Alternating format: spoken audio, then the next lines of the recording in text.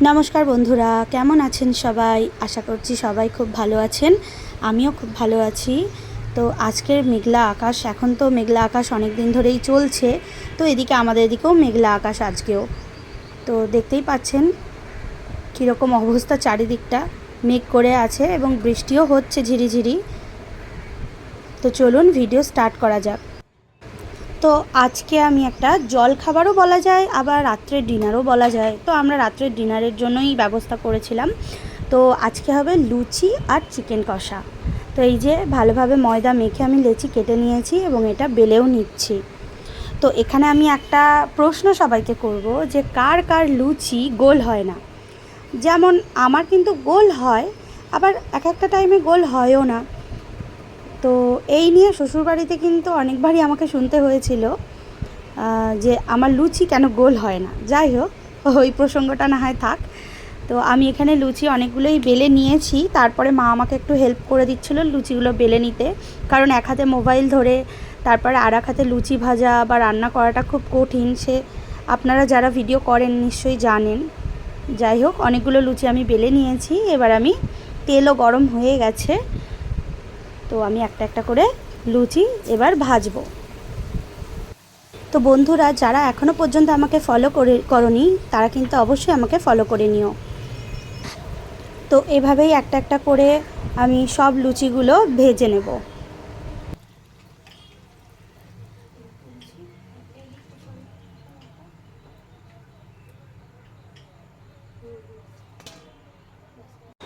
তো এই যে বন্ধুরা, আমার সব লুচিগুলো ভাজা হয়ে গেছে।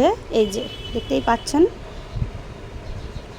একটা লুচি আমি হাতে নিয়ে দেখাই যে কতটা নরম হয়েছে, তাহলে বুঝতে পারবেন হয়তো। এই যে দেখুন কতটা সফট হয়েছে।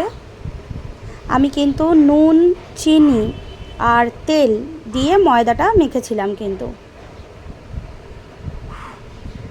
অবশ্যই ময়ান কিন্তু সাদা তেলেই দিতে হয়, সর্ষের তেলে নয়। যারা জানেন না তাদের জন্য এটা বললাম। তো এটা এবার আমি সাইড রেখে দিই, দিয়ে এবার আমি চিকেনে চলে যাই। চিকেনটাকে আমি কিন্তু ধুয়ে ভালো করে নুন আর লেবু মাখিয়ে রেখেছিলাম। তো এটা আমি বেশ অনেকক্ষণই রেখেছিলাম, যতক্ষণ লুচি ভেজে নিচ্ছিলাম। তো এখানে আলু আমি কেটে নিয়েছি, আর আলু আমি এবার ভেজে নেব কড়াইতে। ওই লুচি ভাজার তেলের মধ্যে আমি সামান্য একটু হলুদ দিয়ে দিলাম, দিয়ে আলুগুলো ভাজার জন্য ছেড়ে দিলাম। তো আলুটা ভাজা হোক, এপাশে আমি ব্লেন্ডার জারে একটা টমেটো, দুটো তেজপাতা, আদা, রসুন আর কিছুটা পেঁয়াজ আমি পেস্ট করে নেব। আর এই যে গোটা গরম মশলাটা কিন্তু আমি আজকে ফোড়নে দেব, সেই জন্য রেখেছি। তো ওটা থাক। এবার আমি কিছুটা পেস্ট বানিয়ে নেব, মানে যে মশলাগুলো থাকে সেই মশলাগুলোর পেস্ট বানিয়ে নেব, যেমন ধনে গুঁড়ো, জিরে গুঁড়ো, লঙ্কা গুঁড়ো, হলুদ গুঁড়ো, ওইগুলো। তো এই যে আলু ভাজা হয়ে গেছে, আমি তুলে নিয়েছি প্লেটে। এবার ওই আলু ভাজার তেলের মধ্যেই কিন্তু আমি ফোড়নটা দিয়ে দেবো, দিয়ে ভালোভাবে এটা ভেজে নেব। এটা ভাজা হয়ে গেলে আমি কিন্তু পেঁয়াজ কুচিগুলো অ্যাড করব। কিছুটা পেঁয়াজ কুচি যদি ব্লেন্ডারে পেস্ট করে নেওয়া যায় তাহলে গ্রেভিটা অনেক গাঢ় গাঢ় হয়, সেই জন্যই আমি কিছুটা পেঁয়াজ বেটে নিই আর কিছুটা ভেজে নিই। তো পেঁয়াজে আমি একটু নুন দিয়ে দিলাম যাতে ওটা তাড়াতাড়ি ভাজা হয়ে যায়।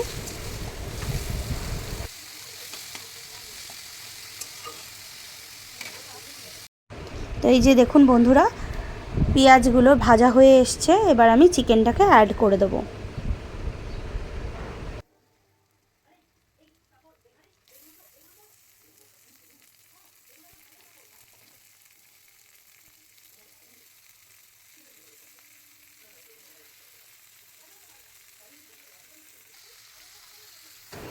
তো চিকেনগুলো মিশিয়ে নেব ভালোভাবে পেঁয়াজের সাথে, এবং মাংসটাকে কিন্তু আমি একটু ভাজা ভাজা করে নেব।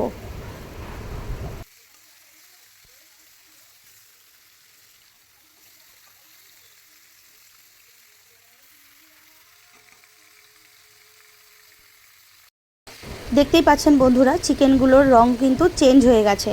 তো এটা ভাজা হয়ে গেছে যথেষ্ট। এবার আমি যে পেস্ট তৈরি করে রেখেছিলাম মশলার, সেটা এখানে আমি ঢেলে দিলাম, দিয়ে ভালোভাবে মিশিয়ে নেব।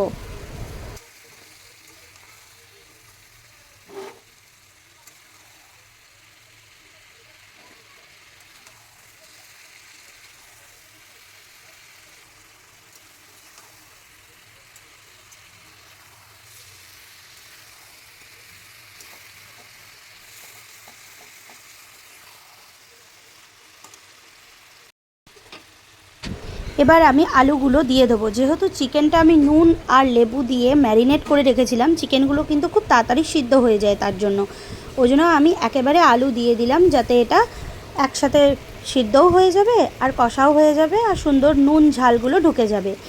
তো আমি এখানে যে পেস্ট তৈরি করে রেখেছিলাম আদা, রসুন, টমেটো, পেঁয়াজ, সেটা এবার এখানে দিয়ে দিলাম। তো সব মশলাগুলো দিয়ে খুব ভালোভাবে এটা কিন্তু আমি কষিয়ে কষিয়ে রান্না করব। এতে কিন্তু জল খুব কম দেবো। আর এই দেখুন বন্ধুরা, আমি কিন্তু জল দিইনি, এটা চিকেন থেকে বেরিয়েছে এই জলটা। তো এই জলটা আমি আস্তে আস্তে কিন্তু শুকাবো। এই যে দেখুন অনেকটাই শুকিয়ে এসছে, তেলটা উপরে উঠে আসছে। এবার আস্তে আস্তে এটা আরও শুকনো হবে। এটা কিন্তু আমি চাপা দিয়ে দিয়ে বেশ ভালোভাবে কষিয়ে নেব।